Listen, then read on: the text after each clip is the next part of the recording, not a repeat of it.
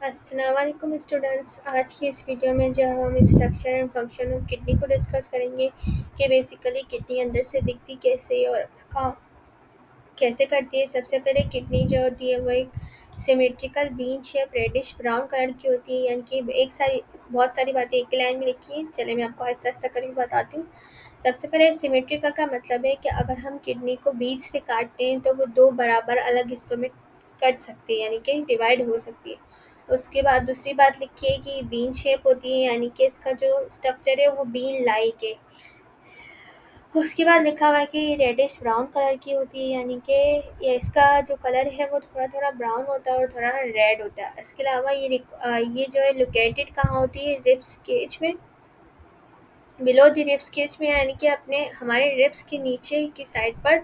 और इसके अलावा ये one on side of the vertebral column between the 12th thoracic and 13 lumbar vertebral column, third lumbar vertebral, यानी कि ये हमारे पास वर्टिब्रल कॉलम अगर आप लोगों ने देखा हो तो ये कहना ये चाह रहा है कि 12th नंबर के थोरेसिक से लेकर थर्ड नंबर के लंबर वर्टिब्रल तक ही जा रही होती है, यानी कि इतनी लंबी होती है किडनी। उसके बाद ये जो होती है वो की जो पोजीशन होती है वो होती है हमारे पास रीट्रोपेरिटोनल एब्डोमिनल कैविटी के अंदर इसकी ये पोजीशन होती है। और ये जो किडनी है वो ऑलमोस्ट 4 to 5 इंचेस लंबी होती है।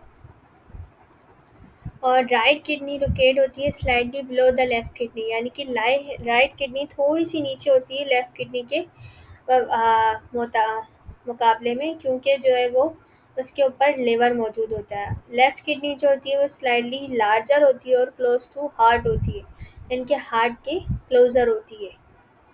उसके बाद लिखा हुआ है हमारे पास कि एक्सटर्नली किडनी जो होती है वो सराउंड करती है एक लेयर्स के, जिसको जो है हम रीनल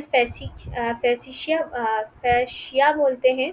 उसके बाद लिखा है behind that another fatty layer is present and the inner most layer cover the kidney call renal capsule. इसके बाद जो है उसकी एक इनर लेयर होती है जिसको हम रीनल कैप्सूल बोलते हैं। उसके बाद उसमें एक डिप्रेशन होलो मौजूद होता है अंदर की साइड पे, जिसको हम रीनल सिनोसिस बोलते हैं। उसके बाद लिखा हुआ है the medical depression a small convex region is called hilus. ये रहा हमारे पास हिलस, ठीक है। ये जो है ना ये हिस्सा हमारे पास क्या कहलाता है, हिलस कहलाता है। हिलियम हिलियम मतलब हीलियम मतलब सॉरी हीलियम, हिलस मतलब कहाँ गया हमारे पास, क्या पढ़ा था हमने कि मीडियल डिप्रेशन और स्मॉल कॉन्वेक्स रीजन को हीलियम, सॉरी मैं हिलस पढ़ी थी। हीलियम हमारे पास ये हिस्सा कहलाता है। उसके बाद लिखा हुआ है कि which has holosinosis inside and serve as a important location for the entrance of blood vessel, यानी कि यहीं से सारी ब्लड वेसल्स अंदर आ रही होती हैं, चाहे वो नर्व्स हो, लिम्फेटिक वेसल्स हो या यूरेटर हो। इसी यूरेटर्स के इसी पोजीशन के आसपास जो है वो सारी की सारी कनेक्शंस मौजूद होते हैं। अच्छा, उसके बाद यहाँ पर लिखा हुआ है हमारे पास कि kidney have two distinct region internally. उसका एक आउटर रीजन होता है जिसको हम कॉर्टेक्स बोलते हैं और दूसरा इनर रीजन होता है जिसको हम मेड्यूला बोलते हैं।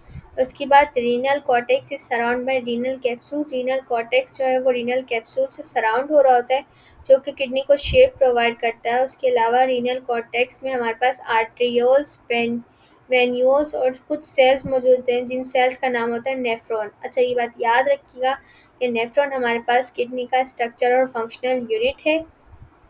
उसके बाद लिखा हुआ है this is outer then region then the medulla and produces an important hormone erythropoietin. ये हमारे पास जो है ये थिन रीजन जो है हमारे पास मेड्यूला का, ये एक हार्मोन रिलीज करता है जिसको हम इरिथ्रोप्यूटीन भी बोलते हैं, और ये नेसेसरी होता है किसके लिए, सिंथेसाइज ऑफ आरबीसीज के लिए। इसके अलावा यहाँ पर लिखा हुआ है कि रीनल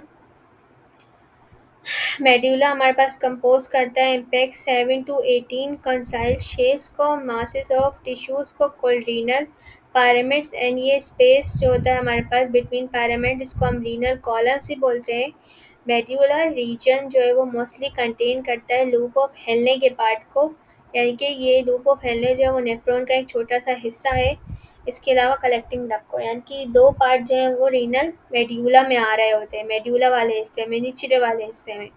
उसके बाद लिखा हुआ है urine enter the collecting duct and then flow towards the hilum then collected by pelvis and ureter to remove from the body. यानी कि सबसे यूरिन जब बन जाता है तो वो हीलियम के थ्रू यूरेटर में जाता है, अब यूरेटर से जो है वो ब्लैडर में जाता है और ब्लैडर से रिमूव आउट हो जाता है। उम्मीद है आपको जो है वो स्ट्रक्चर ऑफ किडनी समझ में आया होगा। अगर इसके अलावा इस पर कोई भी क्वेश्चन है तो आप मुझसे कमेंट में पूछ सकते हैं।